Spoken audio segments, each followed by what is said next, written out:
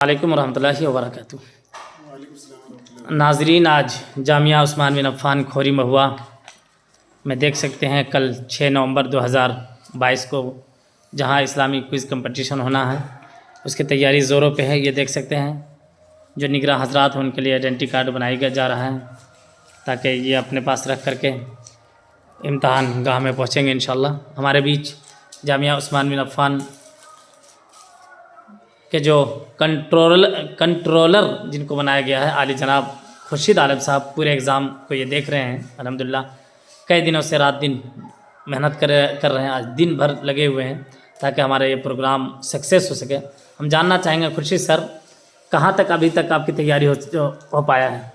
माशाल्लाह पूरी तैयारी हो गई है। कुछ बच्चों के लिए जो शेयर कमी थी वो भी पूरा कर लिए हैं माशाल्लाह। कल एग्ज़ाम बहुत बेहतरीन से एग्ज़ाम लिया जाएगा और जितने भी बच्चे आएंगे उनके लिए बहुत अच्छे से खातिरदारी की जाएगी। उनके लिए सभी चीज़ का इंतज़ाम कर लिया गया है और जो भी कुछ कमी है मैं उसके लिए लगा दिया हूँ। सभी टीचर्स काम कर रहे हैं। कितने बच्चे आपके सेंटर में एग्ज़ाम लिख रहे हैं? 489 बच्चे हैं। 489 बच्चे हैं। सबों के लिए आपने बेहतर से बेहतर जी, बेहतर से बेहतर मैंने उसके लिए उम्दा से उम्दा साधन भी दिए हैं, सुविधा दिए हैं। जहाँ तक हो सकेगा उसके लिए बेहतर ही होगा। चलिए माशाल्लाह, ये खुर्शीद साहब हैं जो हमारे सेंटर जामिया उस्मान बिन अफ़्फ़ान के कंट्रोलर हैं।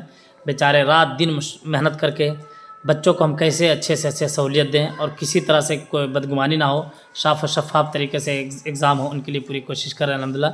ये अज़ीज़म हमदान सल्लमहू जो आइडेंटिटी कार्ड को डाल रहे हैं ताकि एग्ज़ामिनर तक पहुंच जाए, निगरान तक पहुंच जाए। हमारे बीच इस्लामिक क्विज़ कंपटीशन के नाज़िम आला जनाब मुफ्ती